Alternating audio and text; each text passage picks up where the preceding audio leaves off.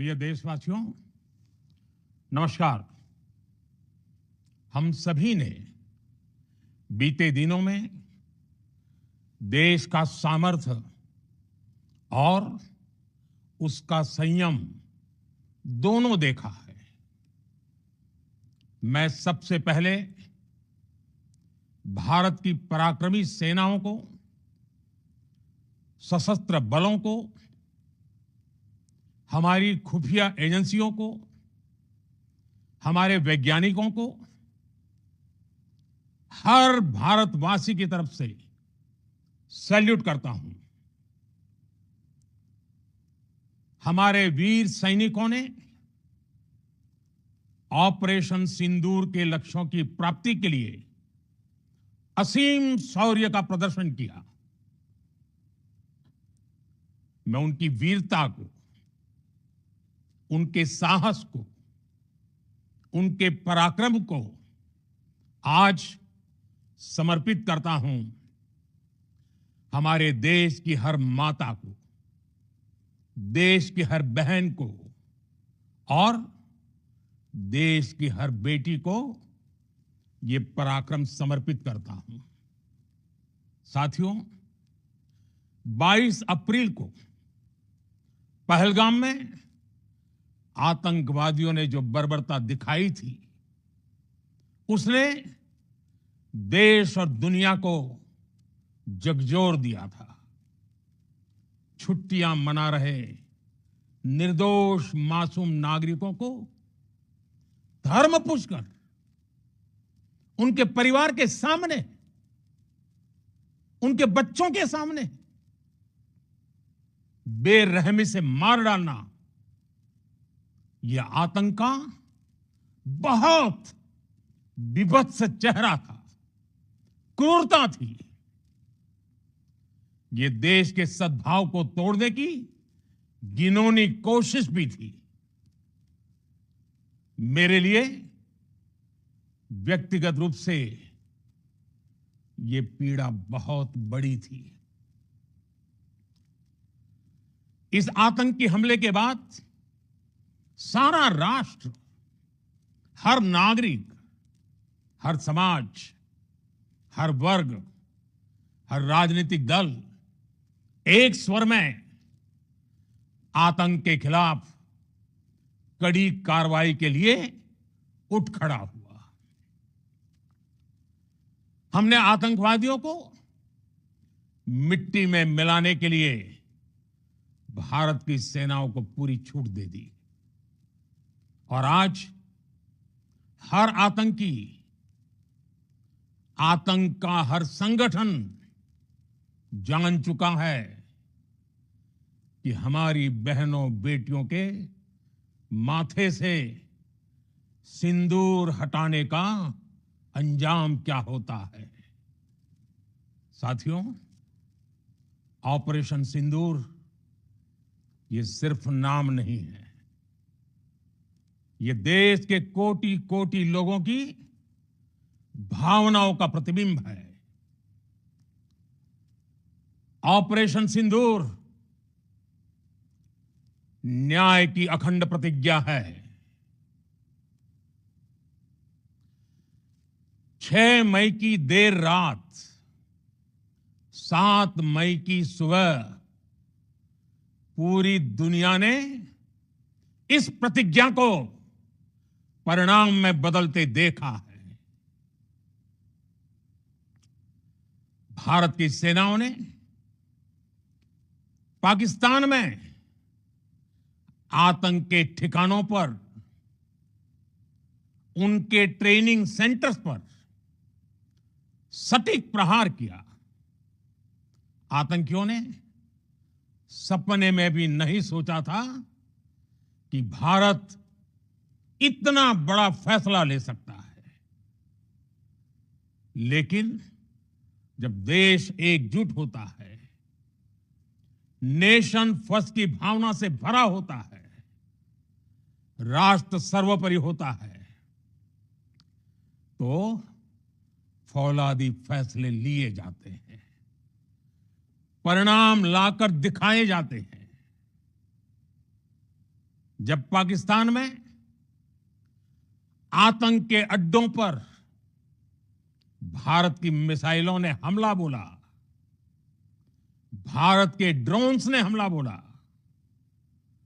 तो आतंकी संगठनों की इमारतें नहीं बल्कि उनका हौसला भी थर्रा गया। बहावलपुर और मुरिद के जैसे आतंकी ठिकाने एक प्रकार से ग्लोबल टेररिज्म की यूनिवर्सिटीज रही है। दुनिया में कहीं पर भी जो बड़े आतंकी हमले हुए हैं, चाहे 9/11 हो, चाहे लंदन ट्यूब बॉम्बिंग हो, या भारत में दशकों से जो बड़े बड़े आतंकी हमले हुए हैं, उन सब के तार कहीं ना कहीं आतंक के इन्हीं ठिकानों से जुड़ते रहे हैं। आतंकियों ने हमारी बहनों का सिंदूर उजाड़ा था, इसलिए भारत ने आतंक के ये हेडक्वार्टर्स उजाड़ दिए। भारत के इन हमलों में 100 से अधिक खूंखार आतंकवादियों को मौत के घाट उतारा गया है। आतंक के बहुत सारे आका बीते 2.5-3 दशकों से खुलेआम पाकिस्तान में घूम रहे थे, जो भारत के खिलाफ साजिशें करते थे। उन्हें भारत ने एक झटके में खत्म कर दिया। साथियों, भारत की इस कार्रवाई से पाकिस्तान घोर निराशा में गिर गया था, हताशा में गिर गया था, बौखला गया था। और इसी बौखलाहट में उसने एक और दुस्साहस किया। आतंक पर भारत की कार्रवाई का साथ देने के बजाय पाकिस्तान ने भारत पर ही हमला करना शुरू कर दिया। पाकिस्तान ने हमारे स्कूलों, कॉलेजों को, गुरुद्वारों को, मंदिरों को, सामान्य नागरिकों के घरों को निशाना बनाया। पाकिस्तान ने हमारे सैन्य ठिकानों को निशाना बनाया। लेकिन इसमें भी पाकिस्तान खुद बेनकाब हो गया। दुनिया ने देखा कि कैसे पाकिस्तान के ड्रोन्स, पाकिस्तान की मिसाइलें भारत के सामने तिनके की तरह बिखर गई। भारत के सशक्त एयर डिफेंस सिस्टम ने उन्हें आसमान में ही नष्ट कर दिया। पाकिस्तान की तैयारी सीमा पर वार की थी, लेकिन भारत ने पाकिस्तान के सीने पर वार कर दिया। भारत के ड्रोन्स, भारत की मिसाइलों ने सटीकता के साथ हमला किया। पाकिस्तानी वायुसेना के उन एयरबेस को नुकसान पहुंचाया, जिस पर पाकिस्तान को बहुत घमंड था। भारत ने पहले 3 दिनों में ही पाकिस्तान को इतना तबाह कर दिया जिसका उसे अंदाजा भी नहीं था। इसलिए भारत की आक्रामक कार्रवाई के बाद पाकिस्तान बचने के रास्ते खोजने लगा। पाकिस्तान दुनिया भर में तनाव कम करने के लिए गुहार लगा रहा था, और बुरी तरह पीटने के बाद इसी मजबूरी में 10 मई की दोपहर को पाकिस्तानी सेना ने हमारे डीजीएमओ को संपर्क किया। तब तक हम आतंकवाद के इंफ्रास्ट्रक्चर को बड़े पैमाने पर तबाह कर चुके थे। आतंकियों को मौत के घाट उतार दिया गया था। पाकिस्तान के सीने में बसाए गए आतंक के अड्डों को हमने खंडहर बना दिया था। इसलिए जब पाकिस्तान की तरफ से गुहार लगाई गई, पाकिस्तान की तरफ से जब यह कहा गया कि उसकी ओर से आगे कोई आतंकी गतिविधि और सैन्य दुस्साहस नहीं दिखाया जाएगा, तो भारत ने भी उस पर विचार किया। और मैं फिर दोहरा रहा हूं, हमने पाकिस्तान के आतंकी और सैन्य ठिकानों पर अपनी जवाबी कार्रवाई को अभी सिर्फ स्थगित किया है। आने वाले दिनों में हम पाकिस्तान के हर कदम को इस कसौटी पर मापेंगे कि वो क्या रवैया अपनाता है। साथियों, भारत की तीनों सेनाएं, हमारी एयरफोर्स, हमारी आर्मी और हमारी नेवी, हमारी border security force BSF, Bharat के अर्धसैनिक बल लगातार अलर्ट पर है।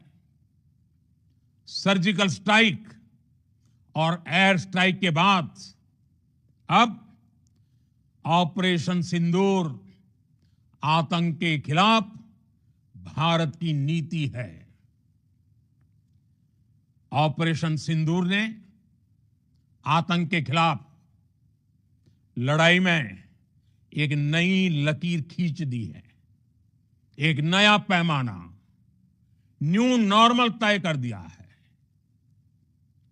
पहला, भारत पर आतंकी हमला हुआ तो मुंह तोड़ जवाब दिया जाएगा।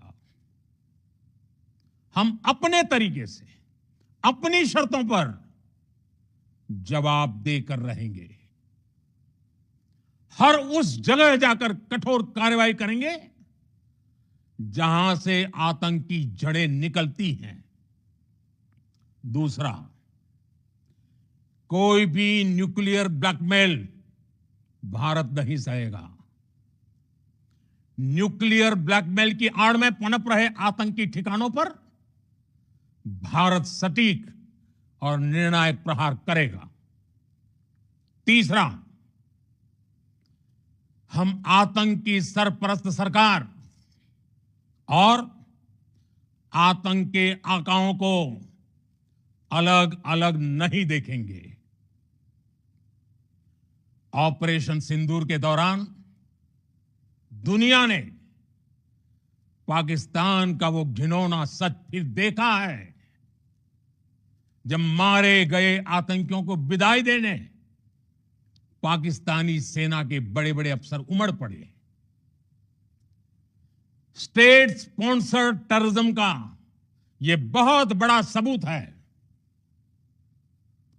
हम भारत और अपने नागरिकों को किसी भी खतरे से बचाने के लिए लगातार निर्णायक कदम उठाते रहेंगे। साथियों, युद्ध के मैदान पर हमने हर बार पाकिस्तान को धूल चटाई है और इस बार ऑपरेशन सिंदूर ने नया आयाम जोड़ा है। हमने रेगिस्तानों और पहाड़ों में अपनी क्षमता का शानदार प्रदर्शन किया और साथ ही न्यू एज वॉरफेयर में भी अपनी श्रेष्ठता सिद्ध की। इस ऑपरेशन के दौरान हमारे मेड इन इंडिया हथियारों की प्रामाणिकता सिद्ध हुई। आज दुनिया देख रही है 21वीं सदी के वॉरफेयर में made in India defence equipments, इसका समय आ चुका है। साथियों, हर प्रकार के आतंकवाद के खिलाफ हम सभी का एकजुट रहना हमारी एकता, हमारी सबसे बड़ी शक्ति है। निश्चित तौर पर ये युग युद्ध का नहीं है, लेकिन ये युग आतंकवाद का भी नहीं है। टेररिज्म के खिलाफ जीरो टॉलरेंस ये एक बेहतर दुनिया की गारंटी है। साथियों, पाकिस्तानी फौज, पाकिस्तान की सरकार जिस तरह आतंकवाद को खाद पानी दे रहे हैं, वो एक दिन पाकिस्तान को ही समाप्त कर देगा। पाकिस्तान को अगर बचना है तो उसे अपने टेरर इंफ्रास्ट्रक्चर का सफाया करना ही होगा। इसके अलावा शांति का कोई रास्ता नहीं है। भारत का मत एकदम स्पष्ट है। टेरर और टॉक एक साथ नहीं हो सकते। टेरर और ट्रेड एक साथ नहीं चल सकते, और पानी और खून भी एक साथ नहीं बह सकता। मैं आज विश्व समुदाय को भी कहूंगा, हमारी घोषित नीति रही है, अगर पाकिस्तान से बात होगी तो टेररिज्म पर ही होगी। अगर पाकिस्तान से बात होगी तो पाक ऑक्युपाइड कश्मीर पीओके उस पर ही होगी। प्रिय देशवासियों, आज बुद्ध पूर्णिमा है। भगवान बुद्ध ने हमें शांति का रास्ता दिखाया है। शांति का मार्ग भी शक्ति से होकर जाता है। मानवता शांति और समृद्धि की तरफ बढ़े, हर भारतीय शांति से जी सके, विकसित भारत के सपने को पूरा कर सके, इसके लिए भारत का शक्तिशाली होना बहुत जरूरी है। और आवश्यकता पड़ने पर इस शक्ति का इस्तेमाल भी जरूरी है। और पिछले कुछ दिनों में भारत ने यही किया है। मैं एक बार फिर भारत की सेना और सशस्त्र बलों को सैल्यूट करता हूं। हम भारतवासी के हौसले, हर भारतवासी का एकजुटता का शपथ, संकल्प, मैं उसे नमन करता हूं। बहुत बहुत धन्यवाद। भारत माता की जय। भारत माता की जय। भारत माता की जय।